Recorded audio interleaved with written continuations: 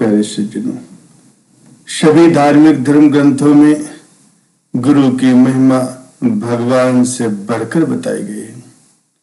गुरु बिन भव निधि तरय न कोई, जो विरंच संकर सम होई। अर्थात गुरु के बिना कोई भी संसार सागर को पार नहीं कर सकता, फिर वो भले ही ब्रह्मा विष्णु और महेश ही क्यों न हो। स्वयं भगवान राम, भगवान श्री कृष्ण अवतार लेकर जब जब धरती पर आए, उन्होंने भी गुरु की ही सेवा की। गुरु के चरणों में ही मत्था टेक करके ज्ञान प्राप्त किया।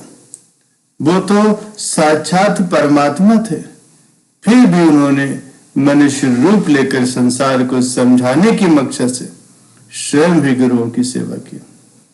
इस धरती पर जितने भी महान महापुरुष हुए, उन सब ने किसी न किसी गुरु का सानिध्य प्राप्त किया है, उनकी सेवा की और उनकी कृपा को प्राप्त करके संसार में अपना नाम रोशन किया और सदा सदा के लिए अमर हो।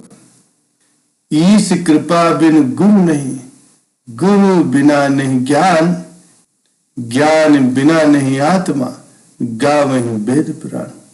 अर्थात भगवान की कृपा के बिना गुरु नहीं मिलते और गुरु के बिना ज्ञान प्राप्त नहीं होता और ज्ञान के बिना अपने वास्तविक स्वरूप अर्थात अपनी आत्मा का पता नहीं चलता। ऐसा हमारे वेद और पुराण कहते हैं। धन्य है ऐसे गुरु जिनके चरणों की सेवा करके अनेक सज्जनों का उद्धार हो गया। वास्तविकता देखी जाए तो जब जब धरती पर भार बढ़ता है, पाप बढ़ता है, अनाचार और अत्याचार बढ़ता है, तभी कोई समर्थ सदगुरु के रूप में भगवान स्वयं ही अवतार धारण करते हैं। प्यारे सज्जनों, संत सदगुरु गुरु तेग बहादुर जी महाराज जी अपने शिष्यों के साथ कुरुक्षेत्र से होते हुए अन्य स्थानों पर भ्रमण कर रहे थे।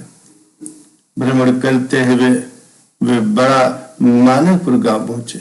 वहां पर वैष्णो माता का एक भगत साधु रहता था। उसका नाम था मलूक चंद। किसी ने उसको बताया कि साधु महाराज, क्या आप जानते हैं गुरु नानक देव जी महाराज जी के 9वें स्वरूप श्री गुरु तेग बहादुर जी महाराज जी इस गांव में पधारे, सभी उनके दर्शनों के लिए जा रहे हैं। वो साधु बोला, ये तो बड़ी अच्छी बात है, मैं भी अब उनके दर्शनों को जाऊंगा। अभी वो गुरु साहब जी के दर्शनों को जाता, उससे पहले उसको किसी ने बोला, अरे मलूक, गुरु साहिब तो शस्त्रधारी हैं, वो तो शिकार भी खेलते हैं और आप ठहरे कठोर अहिंसावादी, फिर भी आप उनसे मिलने जा रहे हैं। ये सुन करके वो मलूक चंद ने गुरु जी से मिलने की इच्छा को त्याग दिया। वो सोचने लगा कि मैं पूरी जिंदगी अहिंसा के मार्ग पर चला और अहिंसा ही मेरे लिए सबसे बड़ा धर्म है। मैं अपनी विचारधारा के खिलाफ कैसे उस व्यक्ति से मिलूं जो शस्त्रधारी है। ये बातें सोचकर उसने गुरु तेग बहादुर महाराज जी से मिलने का इरादा छोड़ दिया। साधु रोज सुबह उठकर सबसे पहले पूजा पाठ किया करता था।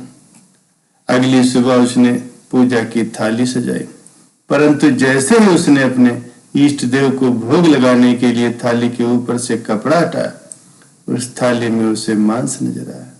मांस देखकर मलूक चंद विचलित हो गया और हैरानी से सोचने लगा कि थाली में मांस कहां से आया। उसने तुरंत ही उसको एक तरफ फेंका और दूसरी थाली सजा करके अपने इष्ट देव को पूजा करने के लिए वापस गया। परंतु जैसे ही उसने फिर से कपड़ा हटाया, उसे फिर प्रसाद की जगह मांस नजर आया। मलूक चंद को कुछ भी समझ नहीं आया। वो दुखी होकर के ध्यान में बैठ गया। एकदम उसे अपने इष्ट देव की आवाज सुनाई दी, मलूक, तेरी भक्ति आज संपूर्ण हुई।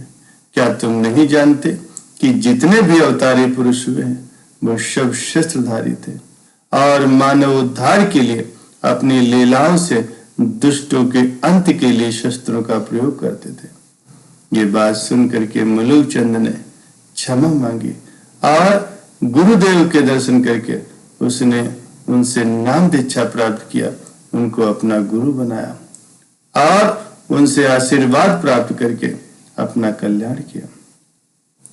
इसके पश्चात गुरु श्री तेग बहादुर महाराज जी समाज के कल्याण के लिए प्रचार करते हुए हरिद्वार जा पहुंचे। उन्होंने अपने काफिले का शिविर हरिद्वार के निकट ही कनखल में लगा। जैसे ही लोगों को पता चला गुरु नानक देव जी महाराज जी के 90 उत्तराधिकारी वहां पर पधारे, तो लोग उनके दर्शन करने के लिए वहां पहुंचने लगे। गुरु जी की ख्याति सुनकर के एक सन्यासी गुरु महाराज जी से मिलने आया। वो गुरु जी से मिला और उसने अपने दिल की गाथा उनको सुनाते हुए कहा, गुरु जी, मैंने सुना है कि बाबा नानक जी महाराज जी अपने परिवार में रहते हुए भी पूर्ण सत्य को प्राप्त करने के लिए सबका मार्गदर्शन करते थे। बस मैं उसी ज्ञान की प्राप्ति के लिए भटक रहा हूं। मैंने जप तप पूजा पाठ योग साधना तपस्या सब कुछ किया, परंतु मैं थक चुका हूं। मैं सभी तरह के तीर्थ स्थानों पर गया, लेकिन मेरा मन अभी तक काबू में नहीं आया। गुरु जी, कृपा करके मुझे ऐसा ज्ञान दीजिए कि मेरा मन पूरी तरह से प्रभु के चरणों में जुड़ जाए। गुरुदेव ने उसकी समस्याओं का समाधान करते हुए कहा, उस ईश्वर के लिए जंगलों में भटकने की कोई जरूरत नहीं। ईश्वर तो सर्वव्यापक है, जर्रे जर्रे में है, कण कण में है। जैसे फूल में सुगंध शीशे में परछाई रहती, उस भगवान को अपने हृदय में खोजो। इसके पश्चात गुरु साहब जी ने एक शब्द कहा। वो शब्द गुरु ग्रंथ साहिब में 684 में दर्ज है। उन शब्दों का अर्थ था कि हे भाई, परमात्मा को ढूंढने के लिए जंगलों में क्यों जाते हो? माया के प्रभाव की वजह से वो प्रभु दूर है, परंतु असल में तो वो हर चीज में बसा हुआ। हे भाई, जैसे फूल में सुगंध है, जैसे शीशे में शीशा देखने वाले की परछाई रहती है, वैसे ही परमात्मा एकदम से सबके अंदर बसता है। इसी कारण उसे अपने अंदर ही तलाश करो। हे भाई, गुरु के आत्मिक जीवन का उपदेश यही है कि परमात्मा हर जगह है और अपने आत्मिक जीवन को परखे बिना मन के कहने से वो भटक रहा है, और जब तक उसे परमात्मा की प्राप्ति नहीं हो जाती, तब तक उसका यह भटकाव दूर नहीं हो सकता। सन्यासी को गुरु जी की बातों से बहुत संतुष्टि हुई। इसके पश्चात गुरु तेग बहादुर जी से राजा राम सिंह ने असम के राजा जगत वध को खत्म करने के लिए अपने साथ चलने का आग्रह किया। गुरु तेग बहादुर जी महाराज वहां पहुंचे तो वहां पर काला जादू और तंत्र विद्या का बोलबाला था। सबसे पहले गुरु जी ने असम की सिख संगत को गुरु नानक देव जी महाराज जी के समय जो बनी हुई थी, उन्हें वो स्थान दिखाया जहां पर श्री गुरु नानक देव जी महाराज जी विराजे थे।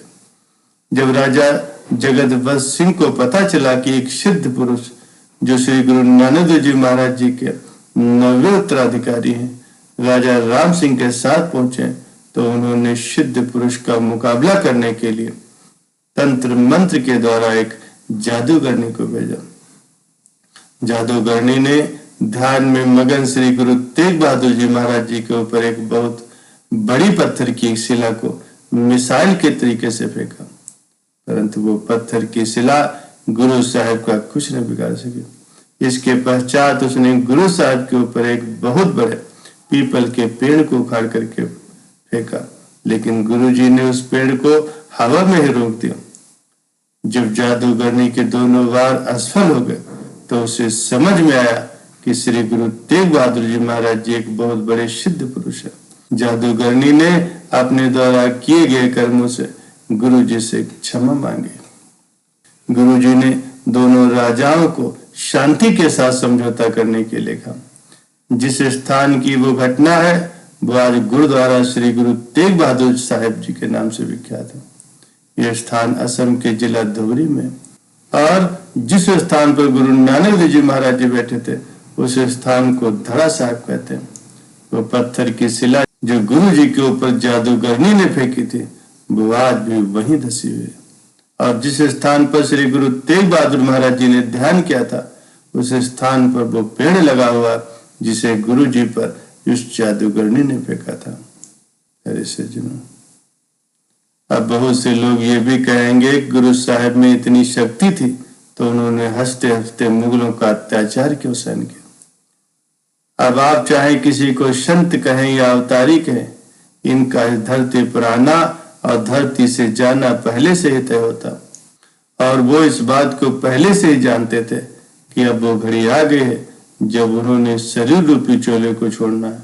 अगर ऐसा नहीं होता तो चाहे श्री राम होते, चाहे गुरु नानक देव जी महाराज जी होते, इन सब को कोई भी शक्ति नुकसान नहीं पहुंचा सकती थी।